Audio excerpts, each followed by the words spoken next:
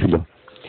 নিয়ে এখান থেকে মাত্র 50 গজ দূরে রেখে যখন দেখা গেল আমাদের এরা যখন দেখতে পেলো, মুক্তিযোদ্ধারা যখন দেখতে পেলো যে ওরা আস্তে আস্তে কোলিং করতে আসছে, এইখানটাতে ঠিক এই 50 গজ সামনে এইখানটায় পাকিস্তান সেনাবাহিনীর যে তৎকালীন ছিল, এখানে সাতক্ষীরা ইউনিটের যে কমান্ড ছিল মেজর জিঞ্জুয়া,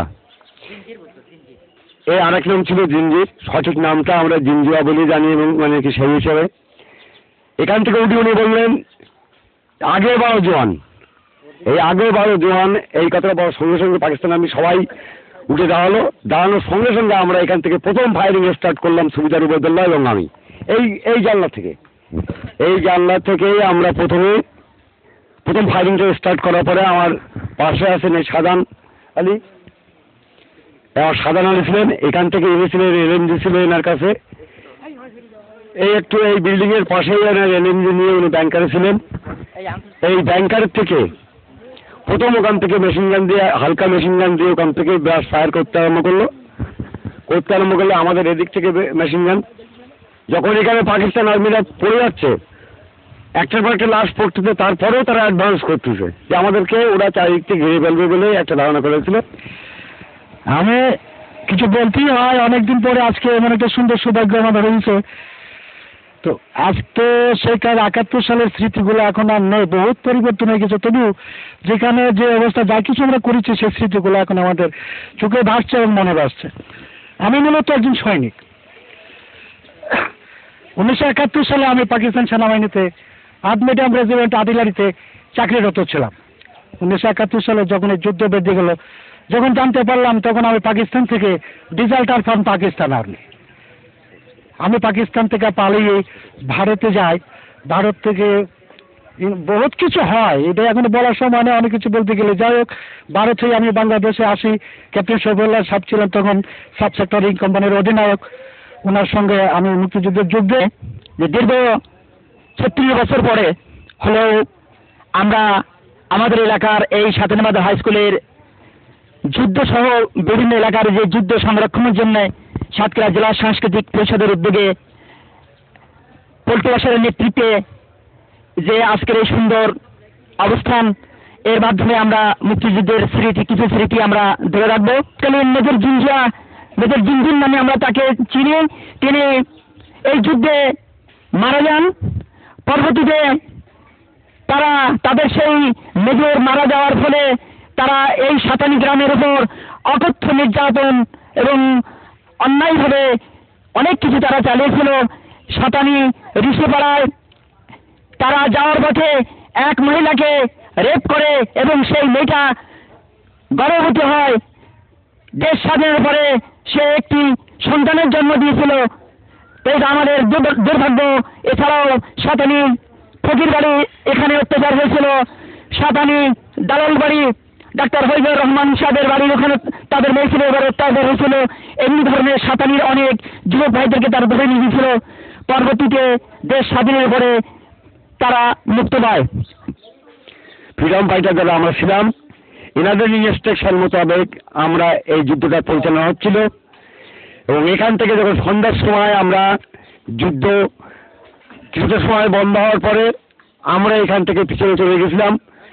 এখানে আমাদের মূল ঘাঁটি ছিল আজকে বর্তমান সাতক্ষীরা কলেজের প্রফেসর রফিউদ্দিন সাহেবের বাড়িতে আমাদের এফএফ অর্থাৎ ফ্রিডম ফাইটারের একটা মূল ঘাঁটি ছিল ওই রফিউজ্জামান প্রফেসরের দোতলায়, রফিউদ্দিন আহমেদ প্রফেসর সাহেবের দোতলায়। এবং সেখানে আমরা যখন গেলাম তখন রাত হয়ে গেছে। এই রাস্তাগুলো তখন ছিল সব কাঁচা। এই পাকিস্তান আর্মি যখন এই এলাকাটা চারিদিক থেকে ঘিরে ফেললো, তবে আমাদের কাউকে পাইনি। তখন সন্ধ্যার পরপরই আমরা এখান থেকে রণক্রান্ত দিয়ে চলে গেছিলাম।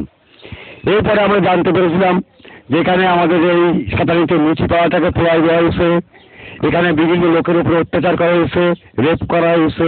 এই যে নৃশংসতা, পাকিস্তান আর্মি তারা সম্মুখ যুদ্ধে মরার পরে সাধারণ মানুষের উপরে যে নৃশংসতা, এই নৃশংসতার পুরো চিত্রটাই সাতানি বাজরা গ্রামটা বহন করে আছে আজ দীর্ঘ 36 বছর যাবৎ।